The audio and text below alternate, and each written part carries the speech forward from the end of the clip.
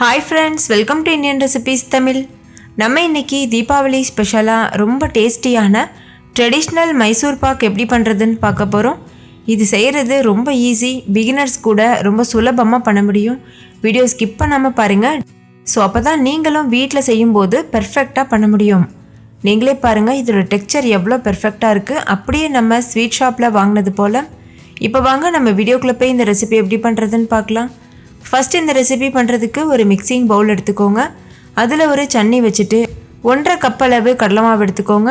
Measuring கப்பில் தான் எடுக்கணும்னு இல்லை, ஏதாவது ஒரு கப்பில் நீங்கள் கடலை மாவு எடுத்துக்கோங்க. கடலை மாவு எந்த கப்பில் அளக்குறீங்களோ அதே கப்பில் மீதி இருக்க எல்லா இன்க்ரீடியண்ட்டும் அளந்துக்கணும். இப்போ இது போல் ஃபைன் பவுடராக ஜலிச்சு எடுத்தாச்சு. இப்போ இதில் ஃபஸ்ட்டு ஒரு 1/2 கப் அளவு எண்ணெய் சேர்த்துட்டு நல்லா மிக்ஸ் பண்ணிக்கோங்க. எந்த எண்ணெய் வேணாலும் சேர்க்கலாம், ஃப்ளேவர் இல்லாத எந்த எண்ணெய் வேணாலும் சேர்க்கலாம். நான் ரிஃபைண்ட் ஆயில் சேர்த்துருக்கேன்.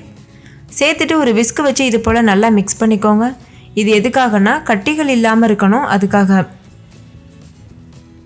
ஃபஸ்ட்டு கொஞ்சமாக எண்ணெய் சேர்த்து நம்ம மிக்ஸ் பண்ணுறோம்ல, அப்போ இந்த மாதிரி கெட்டியாக வரும். அதுக்கப்புறம் இன்னும் கொஞ்சம் எண்ணெய் சேர்த்து நம்ம கலக்கும்போது நல்ல தண்ணியாக வரும். இதே போல் பண்ணுங்கள், அப்போ தான் கட்டிகள் இல்லாமல் நம்மளால் கலக்க முடியும். அடுத்து இதில் 1 கப் அளவு எண்ணெய் சேர்த்துக்கோங்க. சேர்த்துட்டு இது நல்லா மிக்ஸ் பண்ணிக்கோங்க. மொத்தமாக நான் இதில் 1.5 கப் அளவு எண்ணெய் சேர்த்துருக்கேன். நீங்கள் இந்த எண்ணெய்க்கு பதிலாக நெய் கூட யூஸ் பண்ணலாம். நெய்யை உருக்கிட்டு யூஸ் பண்ணணும். இப்போ இதை நல்லா கலந்துக்கோங்க. கொஞ்சம் கூட கட்டி இல்லாமல் நல்லா இதை மிக்ஸ் பண்ணிக்கோங்க.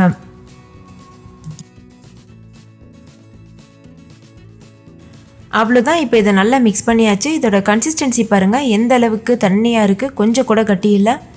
இது பெர்ஃபெக்டான கன்சிஸ்டன்சி. இப்போ இது ஒரு ஓரமாக இருக்கட்டும்.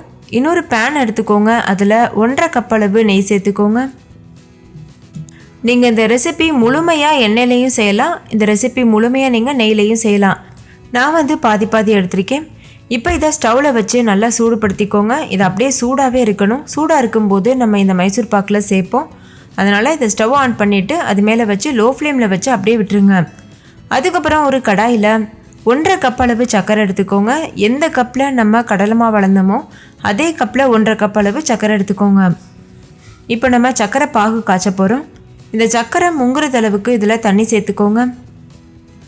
இப்போது ஹை ஃப்ளேமில் வச்சுட்டு சர்க்கரை கரையிறது வரைக்கும் வெயிட் பண்ணுங்கள். சர்க்கரை நல்லா கரைஞ்சதுக்கு அப்புறமா நல்லா இது கொதி வரும். அந்த ஸ்டேஜில் நம்ம பாகு பதம் செக் பண்ணணும். இப்போ பாருங்கள் இது நல்லா கொதிக்க ஆரம்பிச்சிருச்சு. சர்க்கரையும் நல்லா கரைஞ்சிருக்கு. பாகு லேசாக கையில் தொட்டுட்டு இந்த மாதிரி 2 விரலில் தொட்டு பாருங்கள்.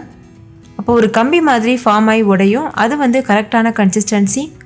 இடையிடையில் நம்ம இந்த பாகுபதம் செக் பண்ணிகிட்டே இருக்கணும். இப்போ பாருங்கள் கரெக்டாக இந்த மாதிரி தான் இருக்கணும். ஒரு கம்பி மாதிரி ஃபார்ம் ஆகி உடையதில் இது பெர்ஃபெக்டான கன்சிஸ்டன்சி.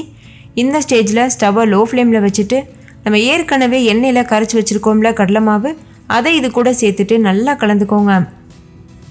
ஸ்டவ்வை லோ ஃப்ளேமில் மீடியம் ஃப்ளேமில் மாற்றி மாற்றி வச்சு கலந்துட்டே இருங்க. பாகுபதம் நம்ம கரெக்டாக செக் பண்ணலன்னா மைசூர் பாக்கோட டெக்ஸ்சர் மாறுபடும். ரொம்ப சூவியாக இருக்கும், அப்படி இல்லைன்னா ரொம்ப ஹார்டாக இருக்கும். ஸோ பாகுபதம் ரொம்பவே கரெக்டாக இருக்கணும். ஒரு கம்பி பதம் இருக்கணும். இப்போ பாருங்கள் இது நல்லா மிக்ஸ் பண்ணியாச்சு. இது நல்லா கெட்டியாகும். அது வரைக்கும் நல்லா இது போல் கலந்துட்டே இருங்க. இப்போ ரொம்ப தண்ணியாக இருக்குல்ல பார்க்குறதுக்கு, இது நல்லா கெட்டியாகிறது வரைக்கும் கலந்துக்கோங்க. இப்போ ஓரளவுக்கு கெட்டியாக ஆரம்பிச்சிருச்சு. இந்த ஸ்டேஜில் மீடியம் ஃப்ளேம்லேயும் ஹை ஃப்ளேம்லேயும் மாற்றி மாற்றி வச்சு கலந்துட்டே இருங்க. அப்போ இது சீக்கிரமாக கெட்டியாக ஆரம்பிக்கும்.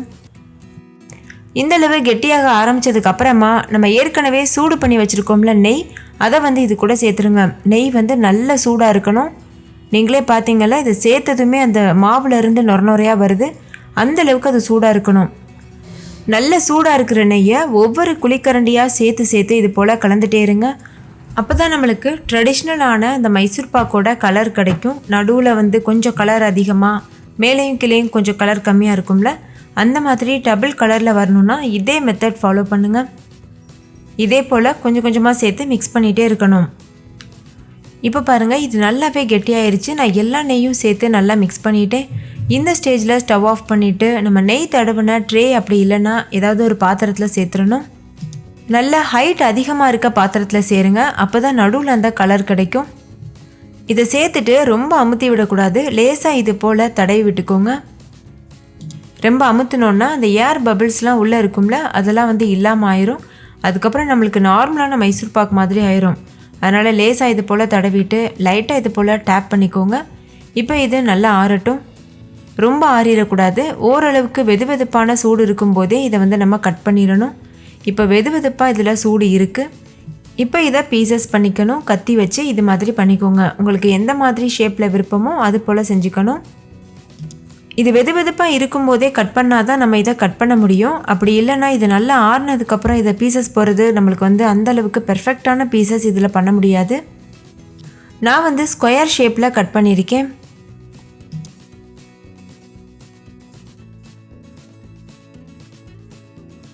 இந்த மாதிரி இதை பீசஸ் போட்டதுக்கப்புறமா இது முழுமையாக ஆற வச்சுருங்க.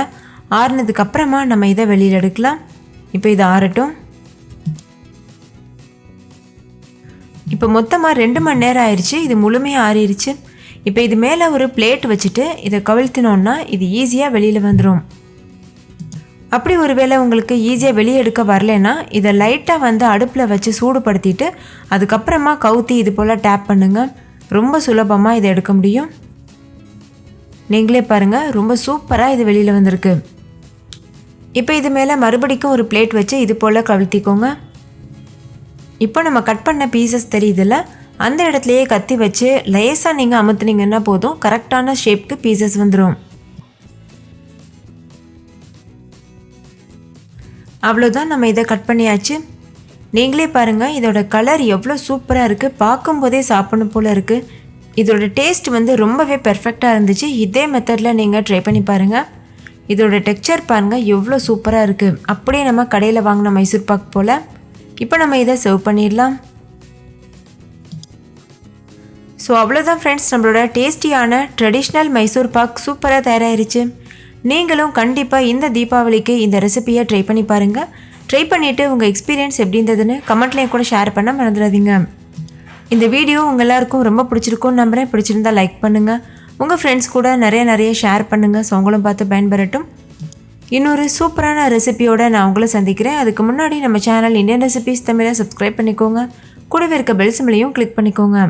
தேங்க்யூ, பாய்.